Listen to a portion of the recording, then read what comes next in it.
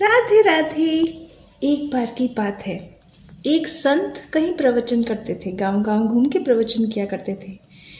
एक बार एक चोर ने इन संत को पकड़ लिया और कहा कि आज मैं तुम्हें लूटूंगा। तो संत ने कहा कि मेरे पास तो लुटवाने के लिए कुछ भी नहीं है, क्योंकि मैं तो संत हूँ, साधु संत हैं, जाके कहानी कहते हैं भगवान की। तो एक काम करते हैं, आज मैं जिन यजमान के यहाँ जा रहा हूँ ना, वो बहुत ही दानी हैं। तो जब मैं उनके यहाँ अपने प्रवचन सुना रहा हूँगा, अपनी कथा कहानी कह रहा हूँगा, उनका घर तो बैठा ही होगा, तुम आराम से जो लूटना हो लूट लेना। चोर बोलता है हाँ ये बात भी ठीक है, चलो ठीक है। जब ये कहानी कह रहे होंगे तब मैं जाकर उनके घर को लूट लूँगा। अब संत वहाँ जाते हैं, कहानी कहना आरंभ करते हैं। जब ये चोर वहाँ पे आता है ना, तो संत एक किस्सा सुना रहे होते हैं कि वृंदावन में एक पीपल के पेड़ के नीचे, बहुत बड़ा सा पीपल का पेड़ है और उसके आसपास बहुत सारी झाड़ियाँ हैं। वहाँ पे एक छोटा सा बालक रात में आता है, खूब गहने कपड़े पहन के। तो अगर किसी को लूटना है तो छोटा सा बालक अकेला वहाँ आता है, उसे आराम से लूटा जा सकता है। संत ये बात सुनता है, वो चोर ये बात सुनता है और सोचता है अरे वाह, एक छोटा सा बालक अकेला वृंदावन में उस पीपल के पेड़ के नीचे झाड़ियाँ जहाँ पे हैं उसके पास में आता है, मैं तो उसी को जाके लूटूंगा। वहाँ पे वो चोरी तो करता नहीं, फटाफट भाग के अपने घर जाता है, अपनी पत्नी से कहता है कि जल्दी से मेरा कुछ खाने का सामान बांधो, मैं आज ही वृंदावन के लिए निकलूँगा और आज ही उस बालक को लूट कर आऊँगा। उसकी पत्नी कहती है कि ठीक है, खाने के लिए ज़्यादा चीज़ें तो नहीं है, ये सातू है, मैं तुम्हें यही बांध देती हूँ, तुम ले जाओ।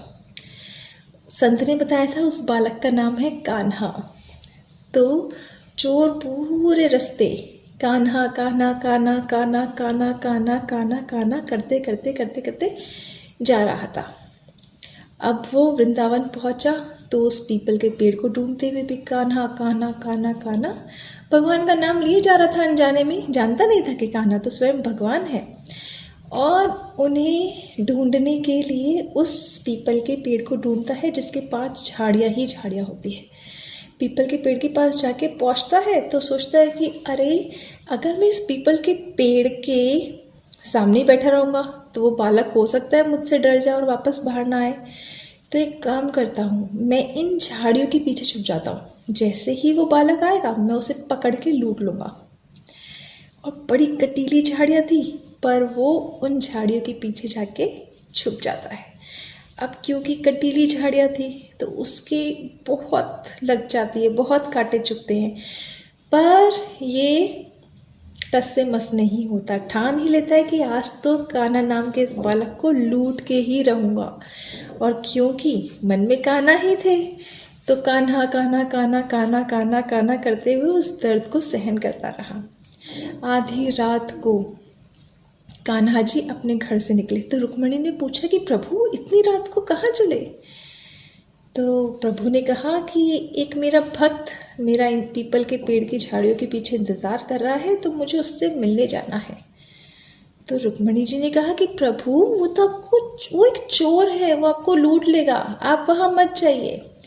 प्रभु ने कहा नहीं, भक्त ने बुलाया है, इतने मन से बुलाया है तो मुझे तो वहाँ जाना ही होगा।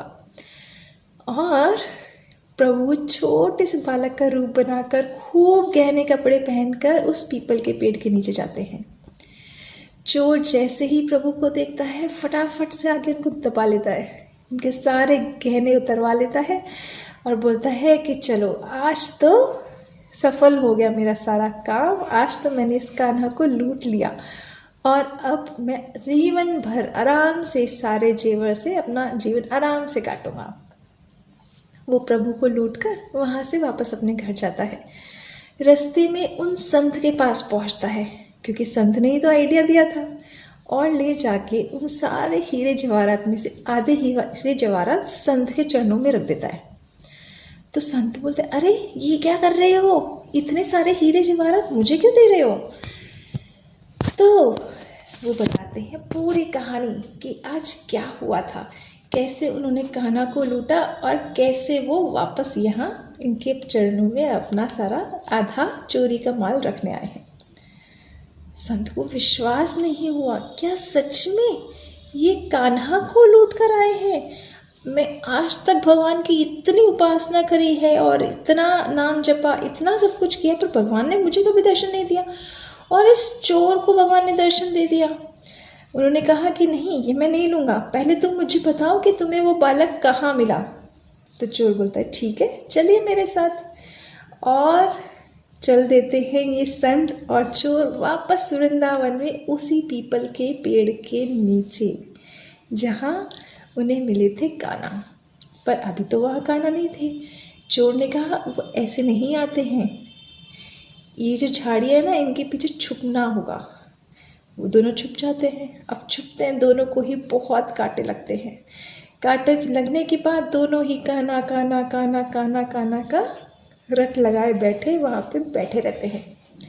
आधी रात को भगवान वापस आते हैं और संत के तो उनको देख के होश ही उड़ जाते हैं। स्वयं भगवान उसके सामने। भगवान से पहले वो चोर के चरणों में गिरता है कि मैंने इतने समय से भगवान की उपासना करी थी, पर सच्ची भक्ति तो सिर्फ तुमने ही मुझे सिखाई, और तुम मेरे गुरु हो क्योंकि तुमने मुझे इन प्रभु से मिलाया। है ना प्यारी कहानी। भगवान को पाना कितना आसान नहीं है। बस मन से, पूरे मन से भगवान का ध्यान करते रहिए। भगवान स्वयं हमें दर्शन देने आएंगे, जैसे इस चोर के पास आए।